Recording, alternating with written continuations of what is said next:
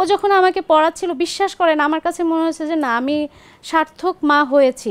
আমি মূলত আমার থেকে আম্মুকে আর কি বেশি হেল্প করেছি। একটার সঙ্গে আরেকটাকে আমি কনক্রিট করতে দেইনি।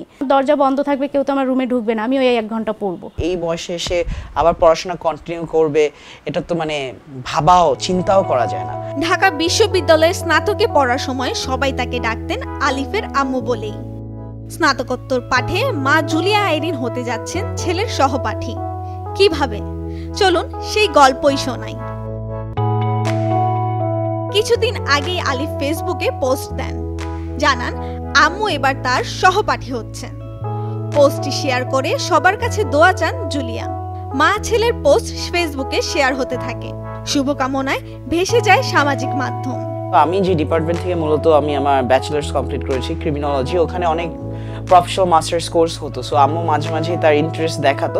ও যখন থেকে বলছে যে আমি মাস্টার্স করতে বাইরে যাব, যদি বাইরে যাওয়া না হয় তো এখানে করব, তো ও যখন এটা বলতো যে আমি এখানে করব, তখন থেকে আমার ভিতরে একটা ইচ্ছা ছিল যে তাহলে আমিও তো তোমার সাথে করতে পারি। এরকম যে একটা সময় আসবে এটা কোনো মানে অসম্ভব কিছু ছিল না, বাট যে অ্যাকচুয়ালি যে হবে এটা ভাবা পর্যন্তই মনে হয় সীমাবদ্ধ ছিল।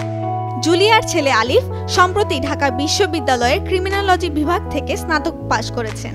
পরে তিনি ও তার মা বিশ্ববিদ্যালয়ের শান্তি ও সংঘর্ষ অধ্যয়ন বিভাগের প্রফেশনাল মাস্টার্স করার জন্য পরীক্ষা দেন। সেই পরীক্ষায় উভয়ই নির্বাচিত হন। এখন তারা ভর্তির অপেক্ষায় আছেন। এটা অন্যরকম, এটার ফিলিংস আমি বুঝাতে পারবো না। সেদিন যখন ও আমাকে জাস্ট ওই 3 ঘন্টায় যেটুকুই পড়েছি, ও যখন আমাকে পড়াচ্ছিল বিশ্বাস করেন আমার কাছে মনে হয়েছে যে না আমি সার্থক মা হয়েছি। আমি মূলত আমার থেকে আম্মুকে আর কি বেশি হেল্প করেছি। আম্মুকে বললাম যে আচ্ছা গত 1 বছর কি হয়েছে তুমি একটু শুনো। পরে আম্মুকে বললাম যে গত 1 বছর রাশিয়া ইউক্রেন যুদ্ধ হয়েছে। তারপরে আমি বললাম যে গত 1 বছরে যে আমাদের পাকিস্তান দেশে অনেক রাজনৈতিক অনেক চেঞ্জেস এসেছে। তারপরে আমি বললাম যে মধ্যপ্রাচ্যে কি কি চেঞ্জেস এসেছে, কেন এসেছে, আমি আম্মুকে ওগুলো বুঝালাম। খুলনার মেয়ে জুলিয়ার পারিবারিকভাবে বিয়ে হয় এইচএসসি পরীক্ষার ফলাফল প্রকাশের 10 দিনের মাথায়।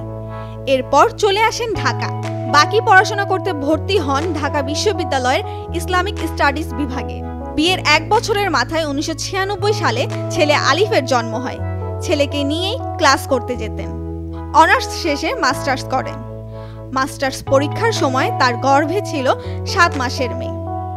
যেহেতু আমার বাচ্চা ছোট ছিল, আমি একটা জয়েন্ট পরিবারের বড় বউ ছিলাম। আমার বাবার ফ্যামিলিতে আমি সেকেন্ড মেম্বার বাবার পরিবার থেকে, সেখানেও আমার একটা অনেক দায়বদ্ধতা থাকে। বাবা মা আছেন, ভাই বোন ছোট ছোট, সব মিলে আমি সব সাইডে আর কি চেষ্টা করেছি। একটার সঙ্গে আরেকটাকে আমি কনক্রিট করতে দেইনি, যার কারণে কি হয়েছে আমার অনেক নিজস্ব যে আরাম আয়েসের বিষয়গুলো থাকে সেগুলো আমি নিজে হয়তো বিসর্জন দিয়েছি। আমার দুপুরটা আমি বেছে নিয়েছিলাম যে 1 ঘন্টা আমি ফাঁকা পাবো, ওই 1 ঘন্টা আমার দরজা বন্ধ থাকবে, কেউ তো আমার রুমে ঢুকবে না, আমি ওই 1 ঘন্টা পড়বো। কাউকে জানানোর আমার দরকার নেই। রাতে সব কাজ শেষ করার পরে তো কেউ কারো বেডরুমে গিয়ে নক করবে না। ওই আমি 2 ঘন্টা 3 ঘন্টা যা পেয়েছি 12টার পরে 11টার পরে, সেটাই আমি আমার একাডেমিক ইয়েতে কাজে লাগিয়েছি। বর্তমানে তিনি সুপ্রিম কোর্টের একজন আইনজীবী। এই যাত্রায় স্বামী, শ্বশুর, শাশুড়ি সহ সবার সমর্থন পেয়েছেন তিনি। কিন্তু নিজের জন্য সময় করে নেওয়াই ছিল বড় বিষয়। জুলিয়া পড়াশোনা করতে ভালোবাসেন, তাই বিয়ের পরও নানা প্রতিবন্ধকতা মোকাবেলা করে পড়াশোনাটাই চালিয়ে গেছেন। আমাদের দেশের প্রেক্ষাপটে চিন্তা করলে একজন মহিলা এই বয়সে এসে আবার পড়াশোনা কন্টিনিউ করবে, এটা তো মানে ভাবাও চিন্তাও করা যায় না। তো ওখানে আম্মু করছে তার ছেলের সাথে করছে। ছেলের সঙ্গে পড়ে যদি কনভোকেশনটা নিতে পারি ঢাকা ইউনিভার্সিটির, এটা একটা উদ্দেশ্য বলতে পারেন, এই একটাই উদ্দেশ্য। এখন মা ছেলে স্বপ্ন দেখছেন এগিয়ে যাওয়ার। হাসমি জাহান সেতু, প্রথম আলো।